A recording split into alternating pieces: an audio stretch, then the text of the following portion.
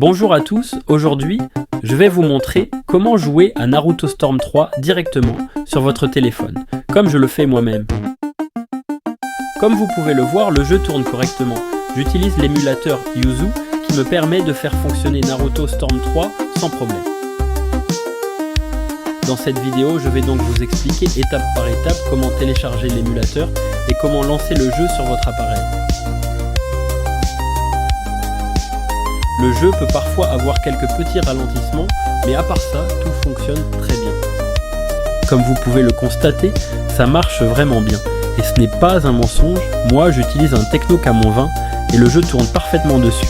Tout ça est possible grâce à l'émulateur Ryuzo, que j'utilise pour faire tourner Naruto Storm 3, et avec cet émulateur, vous pourrez aussi jouer à d'autres jeux de la Nintendo Switch directement sur votre téléphone. Dans cette vidéo, je vais donc vous expliquer étape par étape comment télécharger l'émulateur et comment lancer vos jeux. Première étape, vous devez d'abord aller sur Google et taper simplement Yuzu. Personnellement, j'ai téléchargé l'émulateur depuis le tout premier site qui est apparu, et ça a marché parfaitement. C'est exactement là que j'ai trouvé Yuzu, et depuis, tout fonctionne sans problème. Petite précision importante, l'émulateur n'est pas disponible sur le Play Store. Moi, comme vous pouvez le voir, je l'ai téléchargé directement depuis un site internet. Mais attention, certains sites peuvent cacher des virus ou d'autres pièges dangereux, donc je vous conseille vraiment d'être prudent et de télécharger uniquement depuis un site fiable. Je vais réinitialiser l'application Yuzu pour vous montrer comment la configurer correctement. Sachez qu'il vous faudra également certains fichiers nécessaires pour pouvoir utiliser l'application. Maintenant, je vais vous expliquer les deux fichiers essentiels dont vous aurez besoin pour utiliser Yuzu. Pour ma part, je les ai téléchargés depuis un site fiable. Les fichiers sont 1. prod.keys, 2. title.keys. Petite précision, je prévois de faire une autre vidéo pour vous montrer plus de détails sur Yuzu et les fichiers. Les clés que l'application vous demandera à l'ouverture sont en fait les deux fichiers essentiels dont je vous ai parlé. 1. prod.keys, 2. title.keys.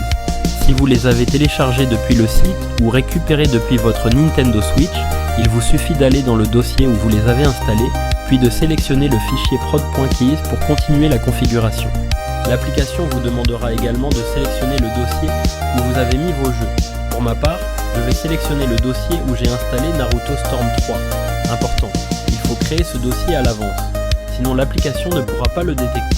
Une fois que vous l'avez fait, l'interface s'affichera, mais il vous manquera encore un élément pour que tout fonctionne parfaitement. Lorsque vous arrivez à cette étape, appuyez sur OK et cochez la petite case.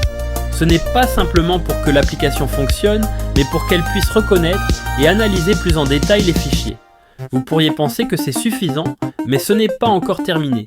Il reste une dernière étape, avec un dernier fichier que vous devez télécharger. Le troisième fichier, le firmware, est très important car il permet à l'application de finaliser la configuration et de reconnaître tous vos jeux correctement.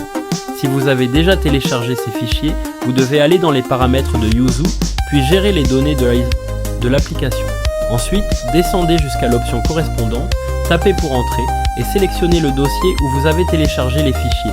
Ou si vous les avez récupérés depuis votre Nintendo Switch, indiquez cet emplacement. Je ne vais pas vous montrer comment installer le firmware dans cette vidéo, mais dans ma prochaine vidéo, je vous expliquerai exactement où et comment l'installer, comme pour les deux autres fichiers. Il ne vous reste plus qu'à retrouver l'emplacement où vous avez installé les fichiers et à les associer à l'émulateur. Il faudra un peu patienter car cette étape peut prendre un peu de temps selon la puissance de votre téléphone.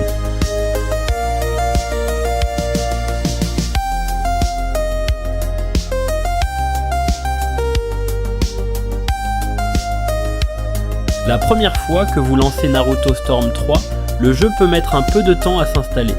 Cette installation peut sembler un peu longue, mais cela dépend entièrement de la capacité de votre téléphone à supporter le jeu.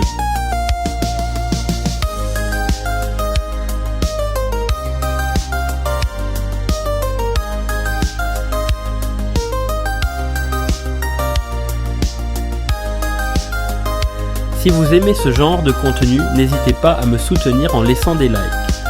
Ça m'encourage énormément et me permet de continuer à vous montrer ces astuces.